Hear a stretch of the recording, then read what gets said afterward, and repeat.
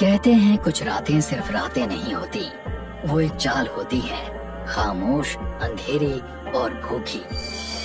NH24 पर कोहरा कभी कभी वो नहीं होता जो दिखता है। उस कोहरे में कुछ चलता है, कुछ सांस लेता है, कुछ इंतजार करता है। इंसान शिकार करने निकलता है और शिकार बन जाता है। जो मरे नहीं पूरी तरह, जो जिए नहीं पूरी तरह, वो अधमरे, ना इस दुनिया के ना उस दुनिया के, बस भटकते हैं, भूखे, खामोश और बेरहम। ये कहानी उस रात की है जब शिकारी खुद फंस गया और हर मदद करने वाला हाथ मौत का दूसरा नाम था। एक जवान लड़की राधा सुनसान सड़क पर चल रही है। सड़क पर उसके अलावा और कोई नहीं होता। चलते चलते उसे पीछे से एक ट्रक के आने की आवाज सुनाई देती है। राधा पीछे मुड़कर देखती है। एक ट्रक उसकी तरफ आ रहा होता है। वो ट्रक को रुकने के लिए हाथ से इशारा करती है।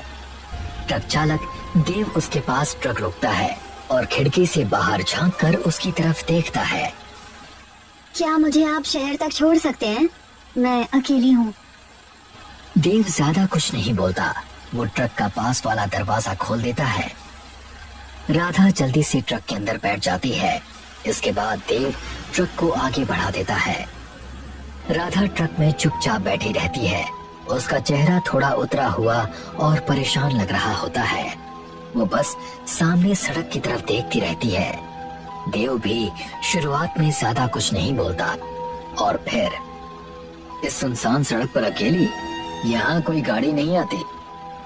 मैं भाग रही हूँ। किससे? मौत से। पीछे कुछ बहुत बड़ी आफत है। अगर मैं वहाँ रुकती तो शायद आज जिंदा नहीं बचती। वैसे भी अब जिंदा होने का मतलब ही क्या है? देव को थोड़ा शक होने लगता है। वो सामने देखते हुए ट्रक को पहले से थोड़ा तेज चलाने लगता है।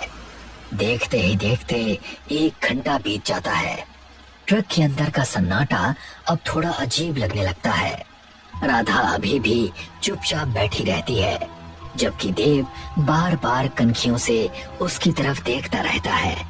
कुछ देर बाद वो फिर से चुप्पी तोड़ने की कोशिश करता है। तुम्हें जाना कहाँ है? तुम्हारा घर कहाँ है? मेरा कोई घर नहीं है। जहाँ मेरा घर था वहाँ अब सिर्फ राख और चीखें हैं। सब कुछ खत्म हो गया। मैं बस इस जगह से दूर जाना चाहती हूँ, जहाँ कोई मुझे छू ना सके। तुम बातें बहुत अजीब कर रही हो।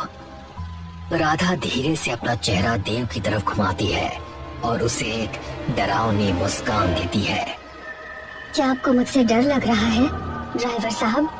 लोग कहते हैं कि इस सड़क पर रात को जो भी मिलता है वो इंसान नहीं होता। क्या आपको लगता है कि मैं कोई भूत हूँ? देव डर के मारे घबरा जाता है। उसे गांव की पुरानी कहानियां याद आने लगती हैं। वो तुरंत राधा के पैरों की तरफ देखने की कोशिश करता है, लेकिन अंधेरा इतना ज्यादा होता है कि उसे कुछ भी साफ दिखाई नहीं देता। कुछ देर बाद ट्रक एक चेक पोस्ट के पास आकर रुक जाता है। देव ट्रक से नीचे उतरता है और राधा को भी बाहर आने का इशारा करता है। राधा भी धीरे से ट्रक के नीचे उतर जाती है। बस बहुत हुआ, तुम यहीं रुक जाओ।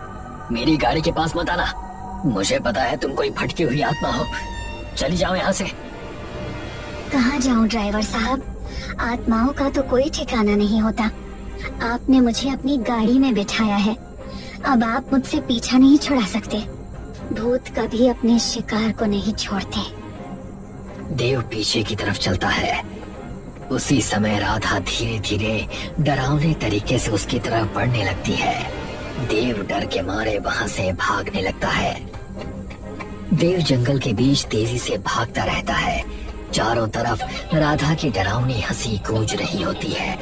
भागते भागते उसे जंगल के अंदर एक छोटा सा खाली लकड़ी का शेड दिखाई देता है। देव जल्दी से उसके अंदर चला जाता है। देव लकड़ी के शेड के अंदर आता है और डर के मारे कांपते हुए एक बेंच के नीचे छिप जाता है। थोड़ी देर बाद राधा भी वहां पहुंच जाती है। वो झुककर बेंच के नीचे देखती है और देव को वहां छिपा हुआ पाती है। देव बुरी तरह से डरा हुआ होता है। राधा का चेहरा बहुत डरावना लग रहा होता है। उसके चेहरे पर काला कीचड़ लगा हुआ है। डरते हुए देव अपनी जेब से एक धातु का ताबीज निकालकर राधा की तरफ बढ़ाता है। दूर रहो, मेरे पास भगवान का पवित्र ताबीज है, तुम मेरा कुछ नहीं बिगाड़ सकती। ऊपरी हवाएं इस ताबीज के सामने टिक नहीं पाती। ताबीज? क्या सचमुच आपको लगता है कि इस लोहे के टुकड़े से? तभी राधा को शेड के अंदर एक बहुत गंदी बदबू महसूस होती है।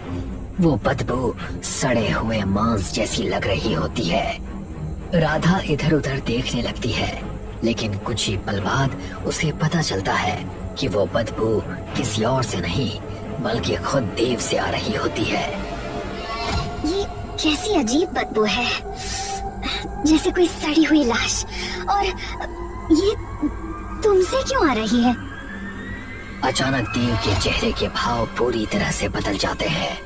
राधा घबराकर थोड़ा पीछे हट जाती है। तभी देव बेंच के नीचे से बाहर निकलता है, राधा के सामने खड़ा हो जाता है और ताबीज दूर फेंक देता है। कुछ ही पल में उसकी त्वचा हरी दिखाई देने लगती है और उसकी आंखें पूरी सफेद हो जाती हैं। अब उसका रूप बिल्कुल डरावना और शैतानी लगने लगता है। अब सब कुछ बदल चुका होता है। तभी पता चलता है कि असली भूत आखिर कौन है। डर गई? तुमने बहुत खेल खेला, अब ये एक खेल मेरा। मुझे और मेरे गांव वालों को बहुत भूख लगी है और अब तुम्हारा ताजा शरीर हमारी भूख मिटाएगा। देव अचानक राधा की तरफ झपटता है। राधा किसी तरह खुद को बचाती है और वहाँ से भाग निकलती है। राधा जंगल के बीच तेजी से भागती रहती है। वो वापस ट्रक की तरफ जाने लगती है। राधा जल्दी से ट्रक के अंदर घुस जाती है और दोनों दरवाजे बंद कर लेती है। फिर वो डर के मारे सीटों के पीछे दुबक कर बैठ जाती है।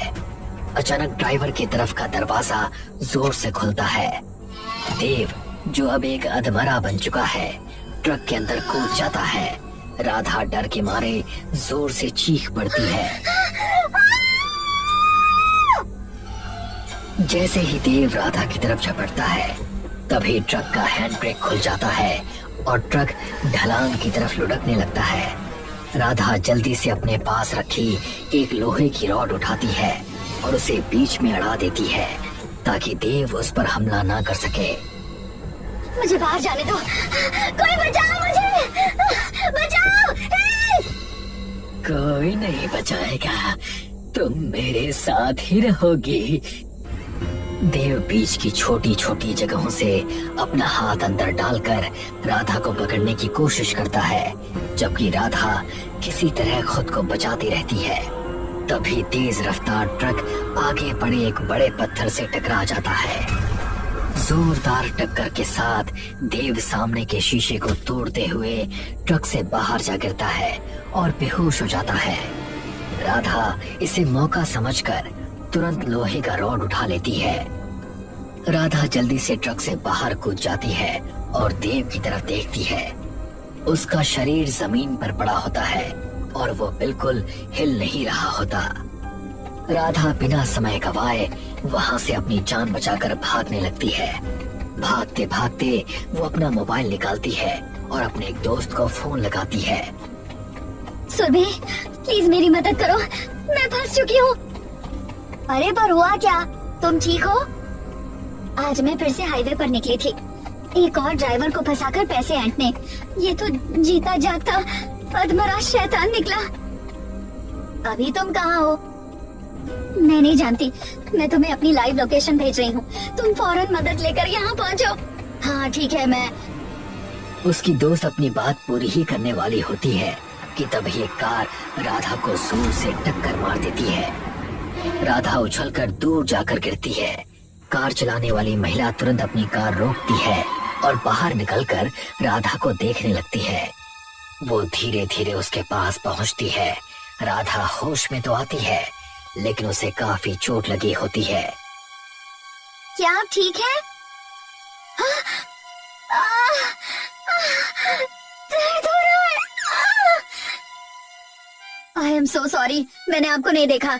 आप तो पहले से काफी घायल लगती हो। चलो मेरे साथ, मैं आपको हॉस्पिटल लेकर जाती हूँ। वो महिला राधा को सहारा देकर उठाती है और उसे अपनी कार तक लेकर जाती है। इसके बाद वो राधा को कार में बैठाकर वहां से निकल जाती है। राधा घायल हालत में कार की सीट पर बैठी रहती है। उसकी मदद करने वाली महिला तेजी से कार चलाती रहती है। वैसे आप इतनी रात को यहाँ क्या कर रही थी? कुछ नहीं, आप बस जल्द से जल्द यहाँ से गाड़ी निकालिए। ये जगह ठीक नहीं है। ठीक नहीं है मतलब? यहाँ पास ही के एक गांव में शायद कोई बड़ा केमिकल ब्लास्ट हुआ है, जिसकी वजह से वहाँ के लोग अधमरे राक्षस में बदल गए हैं। क्या सच? हाँ। अच्छा, वो कैसे दिखते हैं? उनका चेहरा बिल्कुल हरा है, शरीर में काफी निशान है और वो आम इंसान से ज्यादा ताकतवर हैं। पर तुम ये सब क्यों पूछ रही हो? ये रास्ता तो शहर का नहीं लगता। वो इसलिए क्योंकि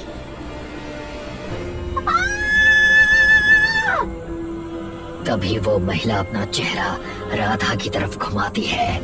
उसी पल पता चलता है कि वो खुद भी एक अधमरी होती है। वो अचानक राधा पर झपट पड़ती है और चलती कार के अंदर ही उसे मार डालती है।